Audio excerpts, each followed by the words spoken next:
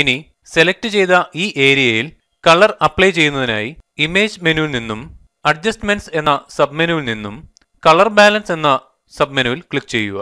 ശ്രദ്ധിക്കുക, ഇവിടെ colour balance എന്ന ഡയലോഗ് ബോക്സ് അപ്പിയർ ആയിരിക്കുകയാണ്. ഇതിൽ cyan, magenta, yellow, red, green, blue ഇവയുടെ വാല്യൂ കൂട്ടിയും കുറച്ചും കൊടുത്ത് നമ്മൾ സെലക്ട് ചെയ്തിരിക്കുന്ന ഏരിയയിൽ കളർ അപ്ലൈ ചെയ്യുവാൻ സാധിക്കുന്നതാണ്. ഇവിടെ ഇപ്പോൾ നമ്മൾക്ക് റെഡിന്റെ വാല്യൂ കൂട്ടി കൊടുക്കാം. ശ്രദ്ധിക്കുക, അതുപോലെ ഗ്രീൻ ഒരു സ്കിൻ ടോൺ ആവുന്നതുവരെ സെലക്ട് ചെയ്തിരിക്കുന്ന ഏരിയയിൽ കളർ അപ്ലൈ ചെയ്യാവുന്നതാണ്. അതിനുശേഷം ഓക്കെ ബട്ടണിൽ ക്ലിക്ക് ചെയ്യുക. ഇനി ഈ സെലക്ഷൻ റിമൂവ് ചെയ്യുന്നതിനായി സെലക്ട് മെനുവിൽ നിന്നും ഡീസെലക്ട് എന്ന സബ് മെനുവിൽ ക്ലിക്ക് ചെയ്യുക. ഇനി ലിപ്സിന് കളർ കൊടുക്കുന്നതിനായി ലിപ്സ് മാത്രമായി നമ്മൾക്ക് ലാസോ ടൂൾ ഉപയോഗിച്ച് സെലക്ട് ചെയ്യാം.